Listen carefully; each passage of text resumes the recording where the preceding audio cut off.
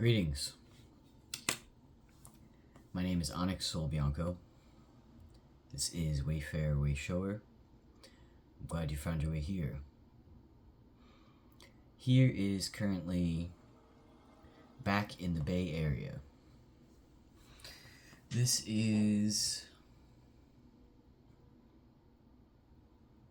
reflections on the experiment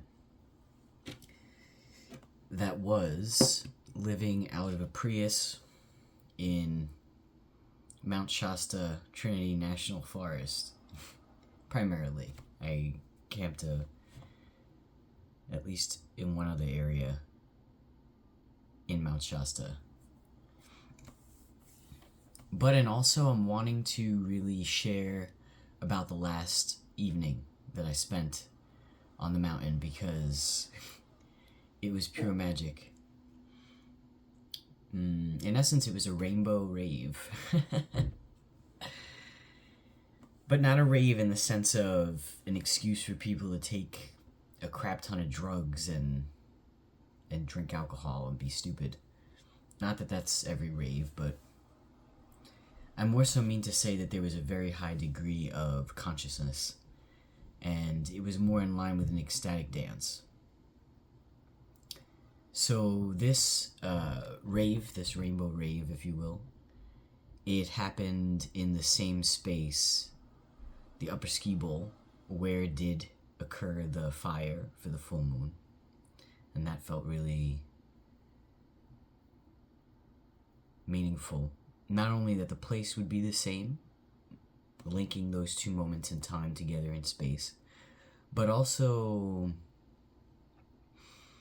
what I came to realize and feel in an incredibly bodily way was being at that peak of the mountain there. I was able to feel through my chakra system, through the root, through the mountain itself into the earth. I was feeling the energy of the earth move through the mountain, through me, and out of my crown, and to the cosmos, to the stars that were directly above me. As I was driving up the mountain, I kept amusing myself with the thought of how staying on Shasta, it's felt like I've found my way to Ravenclaw Tower. I've been placed in 3 different houses at different points in my life. The first was Slytherin, and that's very much all of the Scorpio energy, I would say.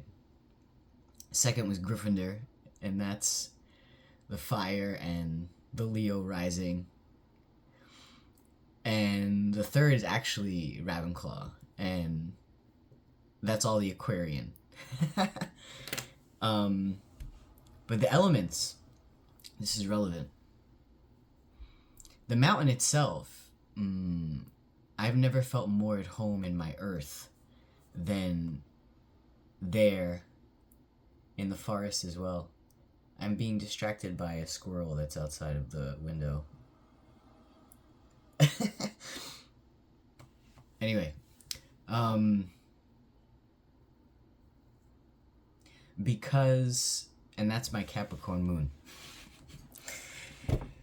the forest and being in touch with and surrounded by those trees, not only does that cause me to feel as though I'm in the space to explore the more earth-centered activities that I enjoy, but I've also been coming home to the understanding of the way in which energy work wants to move through my hands. That's very Virgo. Earth. I'm becoming slightly sidetracked. The mountain. So the rainbow rave at the top of the mountain. In essence, there was music from 8 p.m. till 8 a.m. I didn't stay until 8 a.m. I probably decided it was time for me to go to sleep somewhere around 3. But I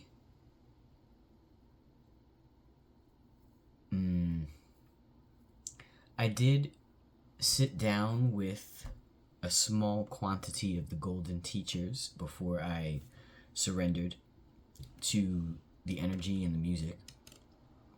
And my intention was breakthrough, and it was the avatar state. That's why I keep talking about the elements, the avatar state. So, in essence, the avatar state is the mastery of all of the elements. And within the astrology chart, this is a way for us to work directly with the elemental makeup within each of us, you know? And I do feel as though in the various expressions of self that I've deeply embodied, ones that have been timed with a particular name shift, so really significant death of one expression and rebirth into another, that these shifts have been concurrent with a stepping into and a mastering of a particular element. And I really genuinely do feel as though in this particular potently energetic moment that I was stepping into the next level of the synthesis of these elemental gifts. I'll explain. So in a previous video, I showed to you the rainbow moonstone platonic solids that I was gifted. Again, the elements. And what I felt very called to do was to dance with these crystals, and I had them in between my fingers.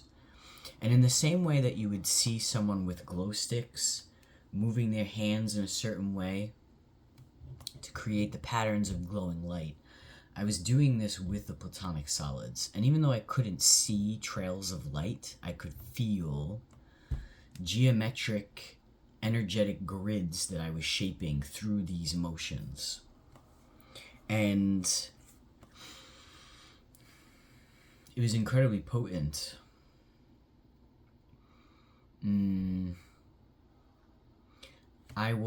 As I was doing this, I was focusing on peace and prosperity and vitality for all.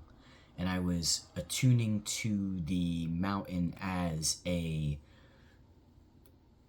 channel and as a broadcast system, frankly, to spread these energetic grids for the new earth of peace and prosperity and vitality for all as far as I possibly could spread them, as far as they could possibly travel, these codes of geometric light, these grids of a new earth. I 100% feel as though this was my purpose in being there. And not only that, so again, the hands, right? Aside from the hands, I was also experiencing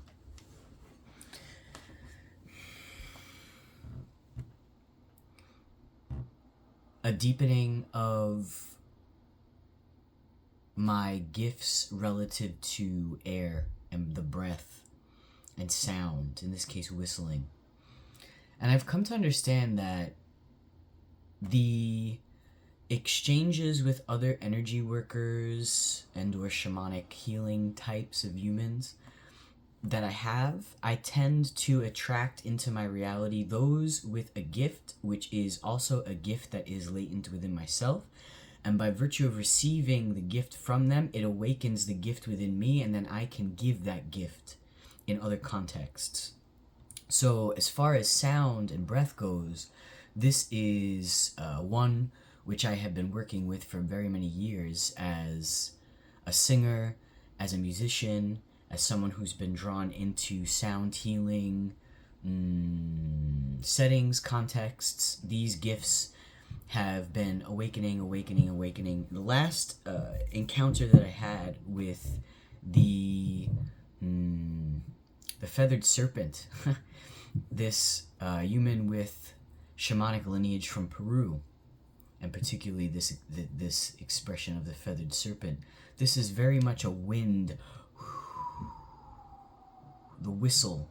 This is part of the means of clearing energy. So there was a figure at this dance, and this same human was also at one of the drum circles that was being held in the Sandflat area. This particular human, I'm not really sure of the why. I can only explain my experience of the way in which they create sound. So this particular person would be screaming in a very sort of out of key, disharmonic kind of way. These messages that ultimately are beautiful, you know, of we are all one and all this love and unity, but like in this manner which is inherently out of sync and not sonically harmonious with the rest of the sounds and the rest of the humans in the space. And in a way which, frankly, when I first experienced this person's energy, I was feeling really irritated. And I was feeling a lot of resistance, and I was in my mind, I was just thinking, like, why won't this person just shut up? It's too much. I feel overwhelmed. Because the other quality to it was that it was insistent. Like, without even pausing for a breath, this person would be scream shouting these messages of love and unity into the space, but in like an inherently discordant way. So it was a really bizarre combination of qualities, right? In this first gathering in which I encountered this being, another person eventually asked, you know, would you be willing to give it a break? Let some of the other sounds marinate, you know, nothing against you type of thing. And so this person did pause, right? And that felt like a relief. In the context of the dance, when this person started doing this, I was like, oh my God, no way. But then I thought to myself, in this setting, you know, it's not, like, to me, the idea of going and asking this person to, like, become more attuned and, like, take it easy, you know? It just didn't feel like the right thing. And in fact, what I actually ended up doing was I widened. As I was experiencing this, I was also, within my own self, I was moving the energy around my heart and chest, especially because, as I'm pretty sure I must have mentioned, I recently had top surgery. That was June 6th. And I've been doing a lot of chest and heart clearing and healing as a result of that. And I realized that there was still a lot of pain and a lot of stiffness in this area. And as I was dancing and creating these energetic grids, I was also, it was like I felt as though there were two expressions that I was entering into. One of them was very much I was being utilized as a channel. And I believe myself to be and know myself to be an instrument. So I felt as though I was simply being an instrument being played by the divine, in part, and also by the earth through the energy of the mountain. And I was creating these grids, and I was just there in my purpose, doing what I was supposed to do. And that felt amazing, by the way. I just want to say it felt amazing to be able to turn up, and this event was free. So I was free to give and to be the most potent and most there's so many words: fluorescent, abundant, generous, embodied, ensouled expression of self, just in my purpose, right? I'm gonna tie all these strings together too as we keep going here. That felt amazing. But also too, at certain points I would put the crystals down, and then I was utilizing my hands to clear within my own energy field. And I started to hit the point where I was sitting with how much pain and tightness was still, particularly in the left area of the chest where the heart is, right? So I was doing some heart opening and heart clearing movement and utilizing again the breath, because the air is the element of the heart, because the lungs are right here by the heart. And so as I was doing this, that's when I was also navigating this reality in which this very discordant voice, genuinely meaning well, genuinely feeling very passionately about love and unity, but like totally out of key with the rest of the whole setting. That's when this voice started to really amp up, and I could feel within the energy field of the collective of humans that were dancing in that particular area, I could feel how this was creating discord. I could literally feel it. And so what I felt inclined to do, and what I was doing, was I was pulling this person's energy in as part of myself. I literally owned this part of self, this that was being reflected to me by this person, as the part of self that is persistently, consistently crying out with a sense of urgency, with very good intention and with very good message, but like just inherently out of sync with the rest of what's going on, you know? I called this part of self in with love, and I was breathing in this energy and breathing out waves of white light and waves of peace, peace, peace, peace, until I could feel those energies harmonizing.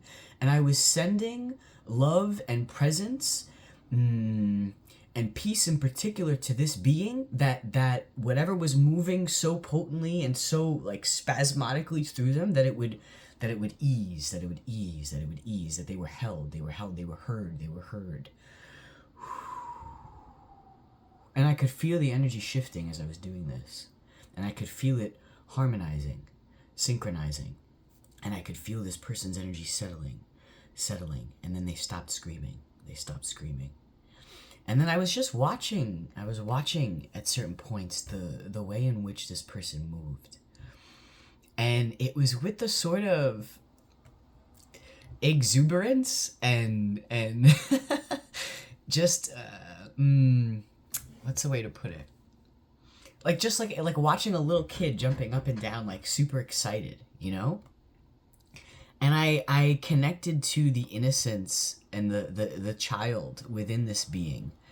And I know that this was healing for myself, but and also again to return to this notion of being a channel. I want to talk for a minute about energy work, because I've been sharing about my struggles throughout this video series as well, relative to the material realm. And you know, there's a prevailing mentality that exists within our society. It's one of needing to prove and needing to earn basic needs, right? The needing to prove it part is difficult, because there's this societally painted picture of a human who is in need of help relative to these material needs as being someone who's lazy, someone who doesn't want to work or doesn't want to contribute. There's a societally held image of how, you know, people who are needing to receive this kinds of assistance, that they're just wasting all their money on drugs or whatever else, like whatever, you know, like there are all kinds of these stories out there. And I want to say point blank, I am a human of statistically, through virtue of testing, much higher than average intelligence, with a phenomenal host of gifts and things to offer, and things that I desire to offer and that I do offer, but that don't really translate well on paper when it comes to proving what it is that I do, or even like when I think about describing what it is that I do. Okay. Yes, this is the first time that I'm recording this series, but the truth of the matter is that when I turned 27, that was when I left the United States for the first time. I went and lived in Italy. I was teaching English at that time, and I did that for as long as I possibly could until it felt like my soul was withering away inside of my body, and I needed to honor what I was feeling called to do. And that started me on this particular journey, this mode of traveling, which has led me to different sacred sites around the world. And when I go to these sacred sites, I sit and I meditate and I receive messages through time, by virtue of stepping into these spaces. And I also feel called to do particular ritualistic actions that I don't understand that I'm going to feel called to do until I arrive to the place and I understand this is what I'm supposed to be doing. And in the same way that I can feel with 200% certainty that what I was doing on Mount Shasta was absolutely a part of my divine calling and that this is my work in the world. This is something I've been doing for years. I've just not been documenting it in this way, you know? I've been journaling. I have books and books and books that I've filled with notes because a lot of the process earlier on in the journey was more interior.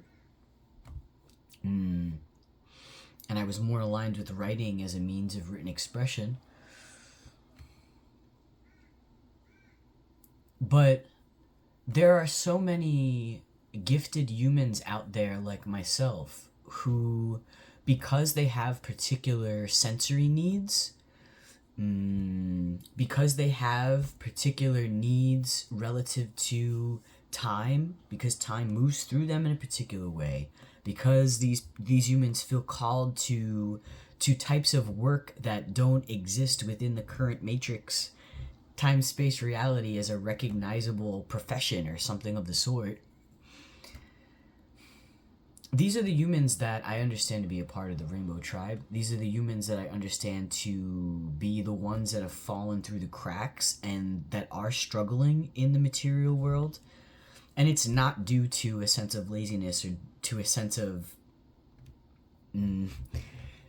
wasting away life, taking drugs or whatever. To be completely honest, the periods in my life when I was doing the best materially were the ones when I was languishing spiritually and at the soul level, and it was so painful that I was abusing substances because I was just trying to numb out. I was trying to numb out from how disconnected from my life I felt.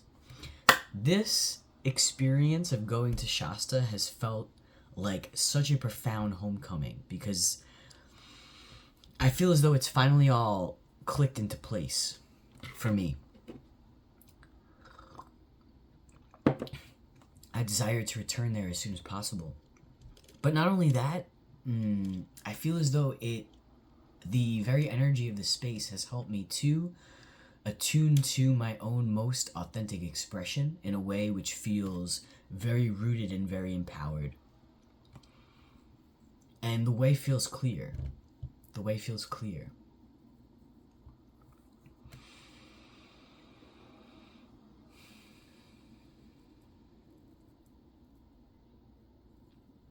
Relative to energy work as well, there exists within the spiritual community, and this is another point of contention area, I would say.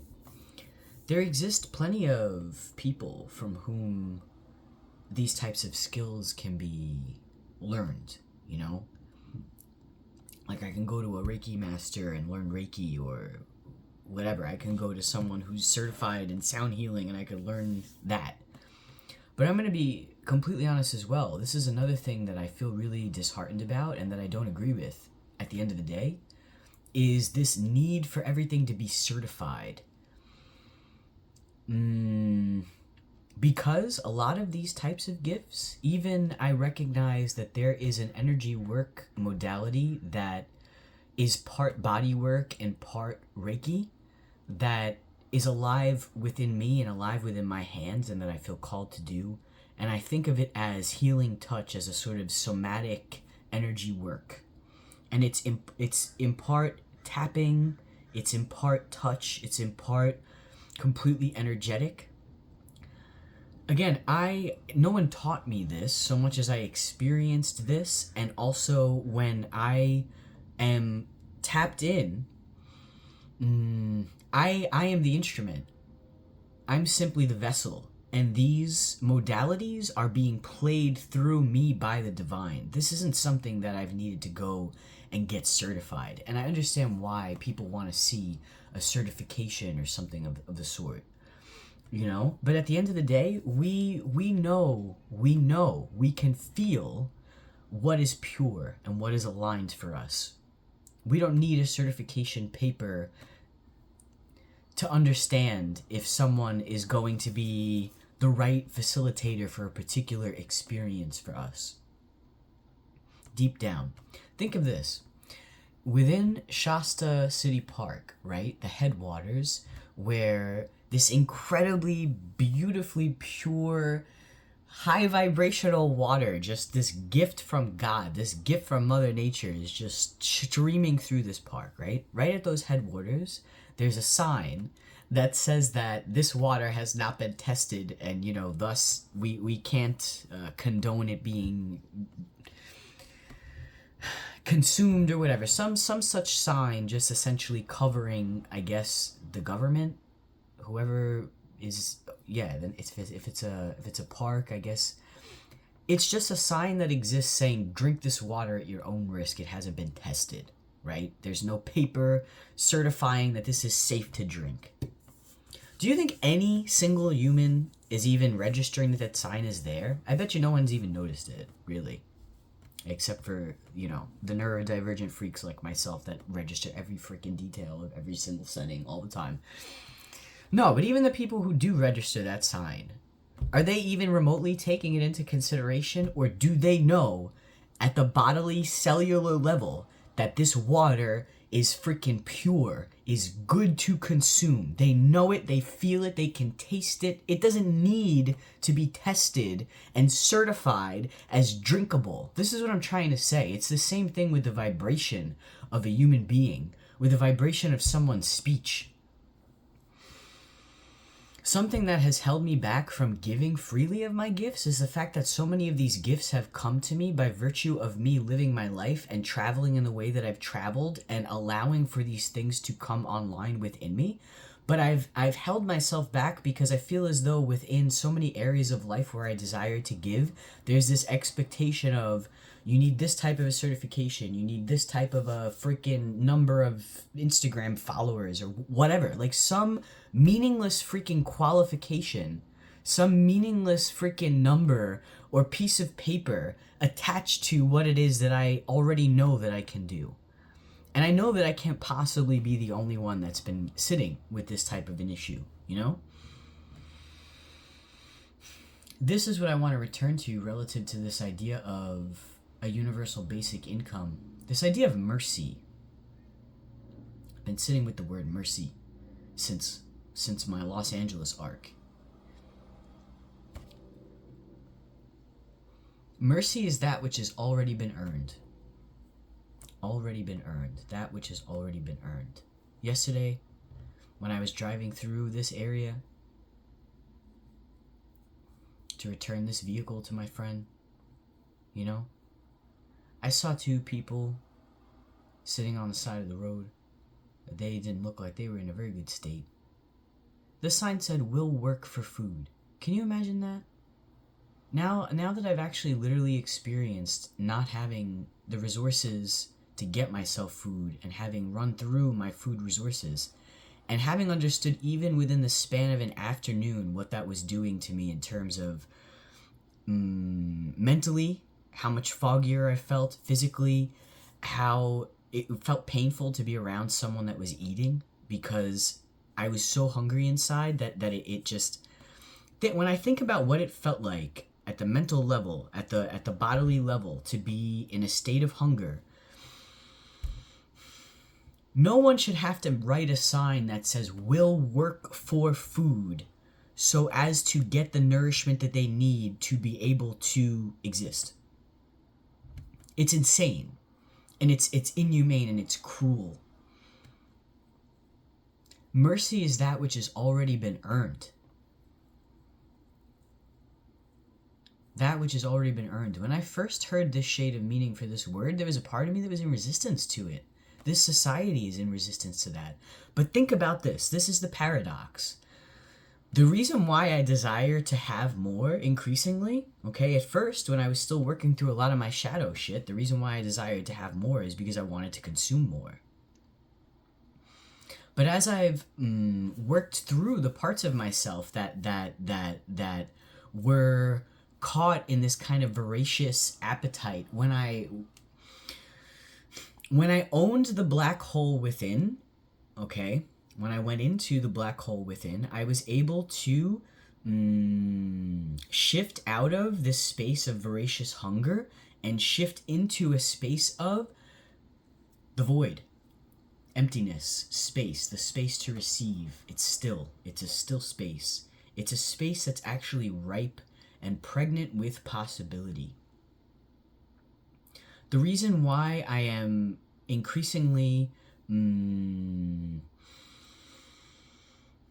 learning to be with that space so as to open myself to receive more is because I desire to give more. I desire to give more. This friend of mine who lent me their vehicle, what a life-changing experience, you know? And I think to myself, if I had more funds, more money, I would love to do something like go and take the car to a maintenance checkup, or go and get it an oil change as an expression of gratitude, whatever, you know, like something that would show, aside from the fact that I did hand wash it and all of these things, and I cleaned it out. I mean to say, like, I wish I could do more. I wish I could give more, but I don't have that more to give. And I'm saying I'm feeling increasingly more and more frustrated with being thwarted in my own desire to give by virtue of not having enough to give. Or not having enough. That's not the right language. In other words, this same elder that I've been connecting with around his particular organization and his mission for creating world peace, he feels really strongly about those who are interacting with him reading this particular website that he's put together with all of this text. Very old school, lots and lots of text to read. He doesn't even ask if you've read it. He says, have you studied the website? So serious, right? I'm like, man, I'd love to read the website. I really would. But right now I'm in a boat where, you know, I'm technically houseless, right? Now that I've returned this vehicle, I'm figuring my shit out again, you know? I'm still in a space of figuring out my basic needs. I don't have the space and time to be studying a website, even if it's for a noble purpose. That's what I'm trying to say. When people's basic needs are met, then they have space to dedicate themselves to things that are of a higher nature, of greater benefit to potentially more people, than when they are in a space of scrambling to try to meet their basic needs. So, by virtue of meeting those basic needs, by virtue of the basic needs being a given, that actually creates more of an abundance and more of a universal benefit, frankly, is the way that I see it.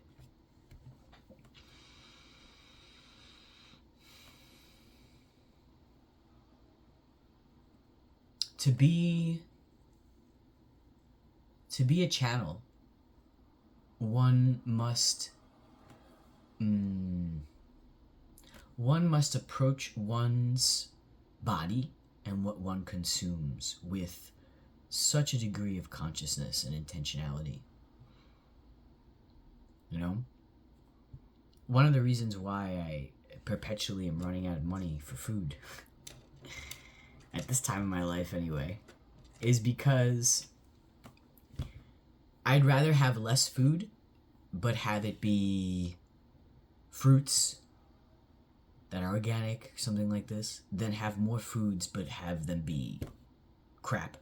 I can't even eat that stuff anymore, you know? It just doesn't compute with my body. And it's because organic fruits, raw foods, things like this is pure energy. This is the stuff of vitality. And this is something I'm going to be making another video about. Anyway, where I find myself at the end of this experiment is, it is my foremost goal to manifest a vehicle. This is another thing that I want to say very briefly, is that I think more people could do with divorcing the idea of money and the manifestation of what's desired. In the sense that we've been trained by this capitalistic society that if we want something, the way to get it is money. You know? Go out and earn money, and then take the money, and then put it towards the thing that you desire. This is only one method.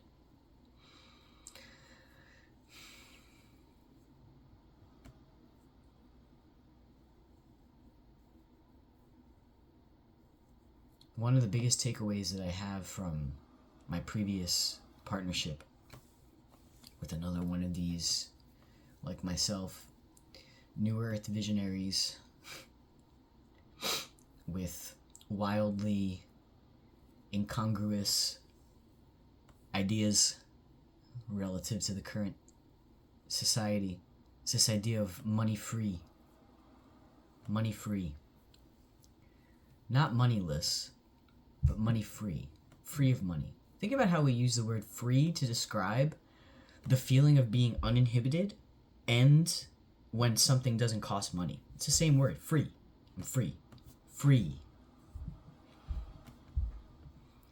All of this time, or at least I can say the younger years of my life and the years in which I was heavily wading through shadow shit, I was actually clearing away this assumption. Because the only reason why I was seeking to manifest money was so that I wouldn't have to think about money. But life has increasingly been placing me in scenarios where it's saying to me, just, you don't have to go through that step. This is actually a detour that you don't need to take. This is what I mean. Another way of manifesting something is from the inside out. It's releasing the resistance to whatever that thing is, and then allowing for that thing to creating the space, and then allowing for that thing to enter your life due to vibrational alignment. This is also work, by the way.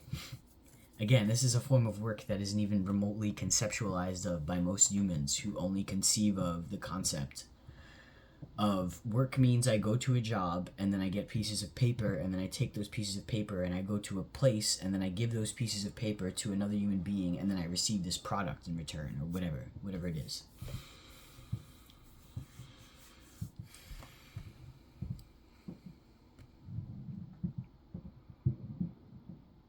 So I've realized at the end of this experiment that my foremost desire is to manifest a vehicle to be able to drive back up to Mount Shasta.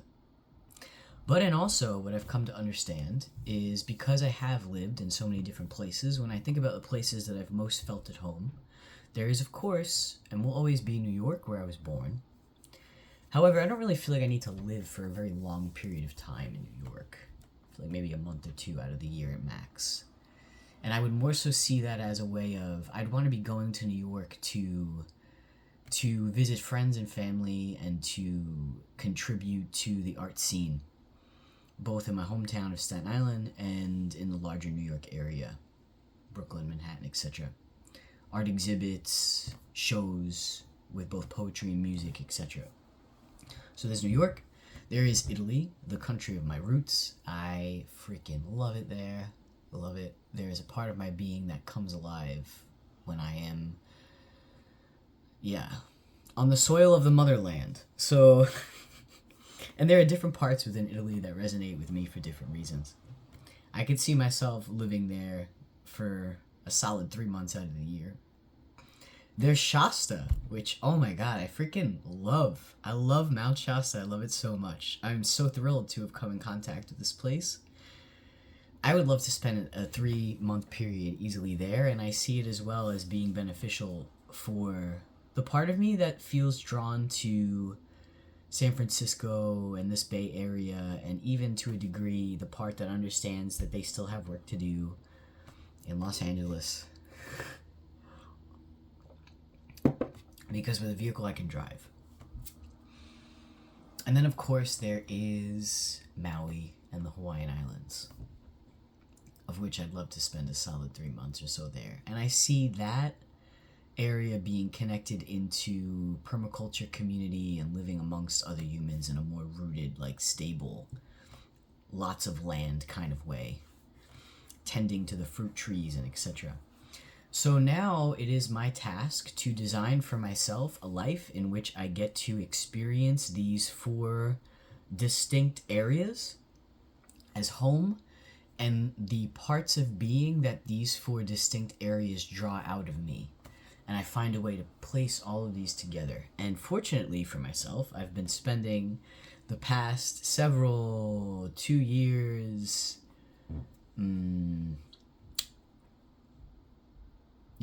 I've been spending the past 2 years, at least, integrating into my 10 plus years of astrological study the compass.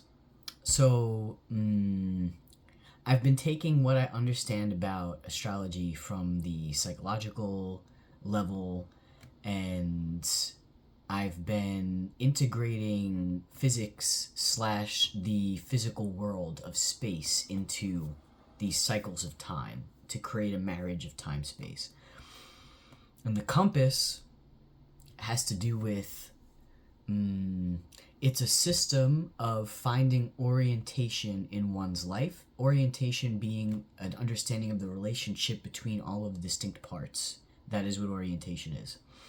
So the inner compass reading, as I've been designing it, is one which serves to create orientation in one's life relative to time and space. So I feel really stoked on this. And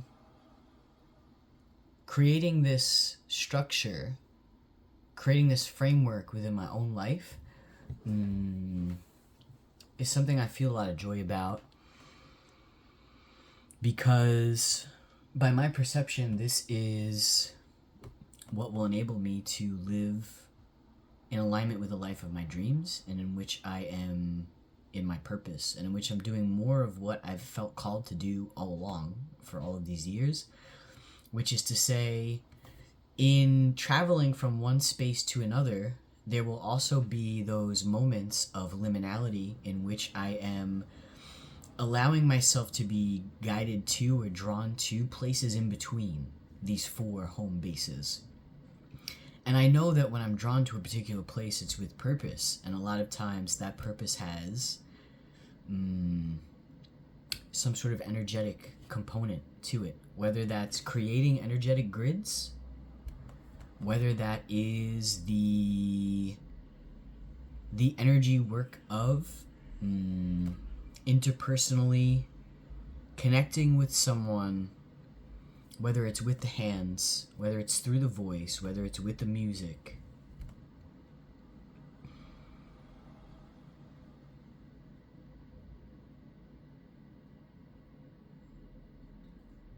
And I've been in training for this career, if you will, for my whole adult life, really.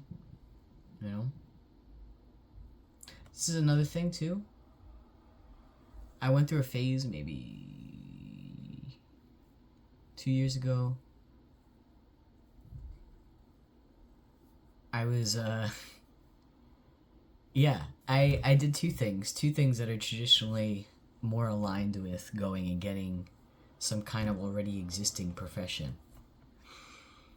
That's the thing of it, too. It's like, some people are born to fulfill purposes that don't look like an already established profession. That's what makes me a WayShower. That's what makes me a trailblazer. That's what makes me a visionary. That's what makes me a pioneer. That's what means that I'm living creatively. I'm actively creating this whole thing, you know?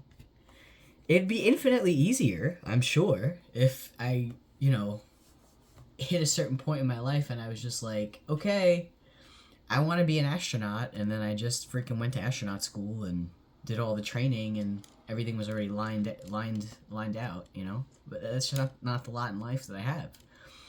Doesn't mean I'm not doing anything. Anyway, what was the last thing that I was saying here?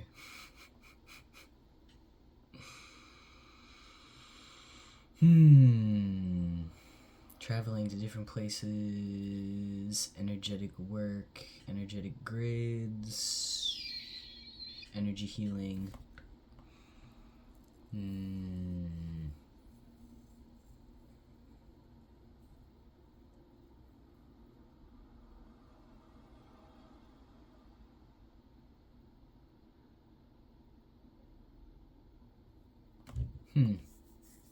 Not really sure where I was going with that, to be honest. It's not coming to me.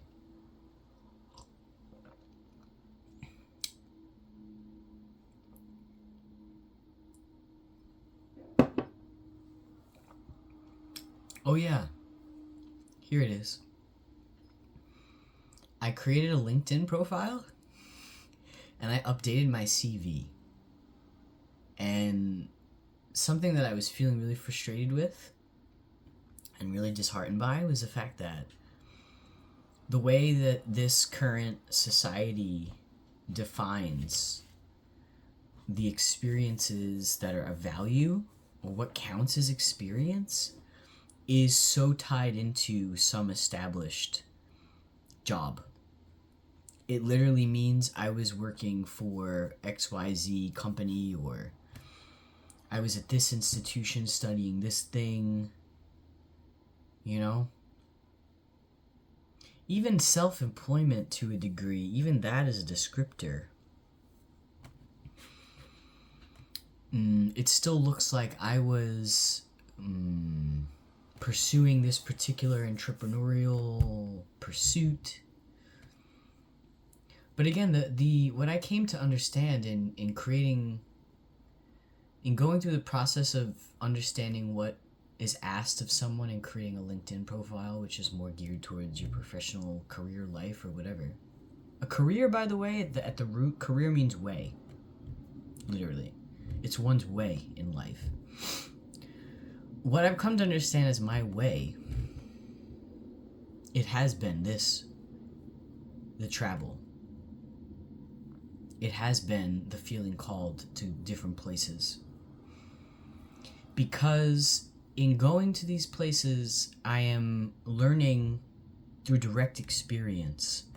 I am transmuting through direct action, through direct interaction.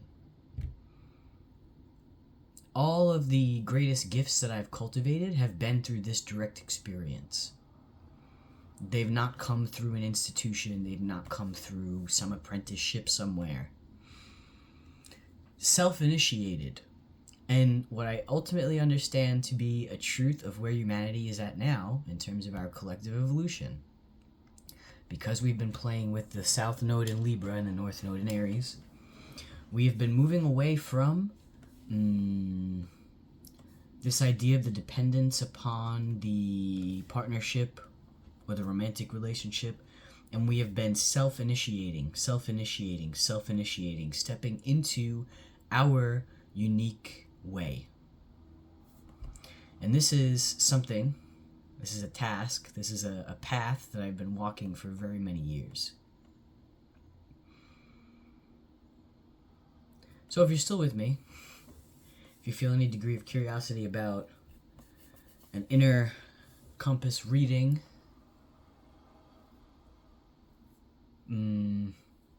feel free to follow the link to my website. I'm putting it out there, though, in direct words. What I'm actually seeking, I realize to go about with the intention of attracting many clients, to me it feels like dating, like having lots of interactions with lots of people. It's just never really been my thing, ever. I've been the kind of person that's been more, my attention is very fixed, very focused, and I like to go really deep with an individual. If you are a community builder, a community leader, pioneer, and if you are seeking to partner with someone who can bring the gift of orientation, inner radiance, and the inner compass to your network, and you desire to partner with me, please do feel free to reach out through my website.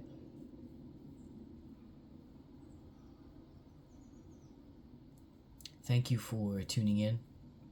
I'm going to continue with this series because, like I said, all of life is the journey, and I recognize that now.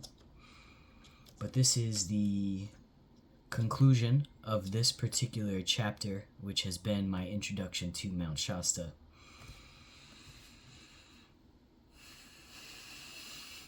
What a gift it's been! What a gift it's been. Thank you. Thank you. I'm glad you found your way here. Wherever you're going, may the way be clear. Take care.